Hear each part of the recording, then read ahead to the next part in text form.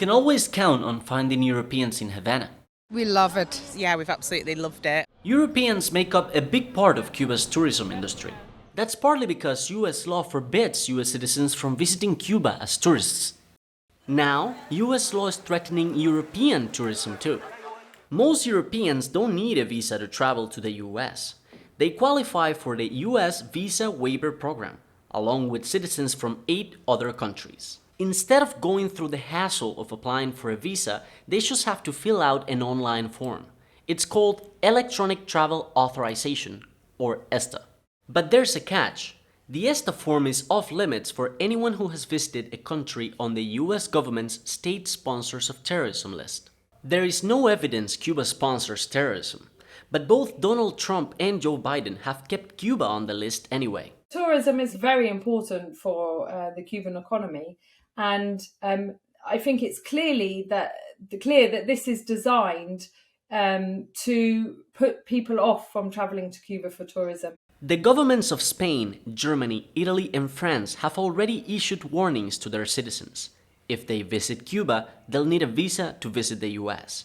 Applying for a visa can take months and is 8 times the cost of ESTA. We didn't know about that. I mean, yeah, not ideal. I can't really see why, it doesn't seem fair. I was not aware about this situation, but now I'm thinking, because I'm thinking of going to a conference next year to New York. So being for us, I think that the whole idea just seems a little bit, crazy. No tiene mal ninguno visitar Cuba y visitar otros países. Solo va a perjudicar, evidentemente, a Cuba. Cuba's designation as a terrorist country has already had a devastating impact on the Cuban economy.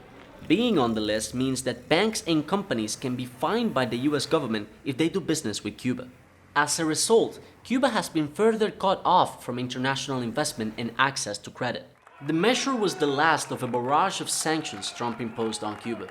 Biden has kept nearly all of them in place, including the terrorism list designation. The two countries are not in a war, and I don't understand why people make the situation as is already bad. Why do they make it even worse? Estas medidas que pueden ser a lo mejor en contra del gobierno de Cuba o la forma de gobierno, al final ¿quién lo va a pagar? La gente. Me parece que hay que ser un poco persona y humano, y entonces eso es lo que a mi entender falla allí para con el resto del mundo. It's not just tourists who are impacted by Cuba being on the US terrorism list. Foreign business people may now think twice before coming to Cuba. And hundreds of thousands of Cubans who are dual citizens of ESTA countries are automatically disqualified from the program. Before, they could use it to travel back and forth between Cuba and the US with ease. Not anymore. In the last year, Cubans who traveled to the US have had their access to ESTA removed upon arrival. Without a way to return easily, many Cubans have instead chosen to stay permanently in the US. It's absurd. Nobody in the world believes that Cuba is a sponsor of terrorism, and that includes administration in the United States. So it's a completely politicized decision. The pretext for Cuba's listing stems from its role as mediator between Colombia's government and rebels considered to be terrorists by the US government. Cuba has received praise for its role in the peace talks, both internationally and in Colombia itself. Colombia rechaza la calificación de patrocinadora de terrorismo con la que se ha pretendido desconocer su compromiso con la paz de Colombia y el mundo. Colombia's statements have not swayed the Biden administration. Biden has kept Cuba on the list, even though his spokespeople have been unable to justify the designation. So in every case, when the United States, over the years, over the course of administrations, yes or no? Over the course of administrations, do you believe that it still meets the criteria?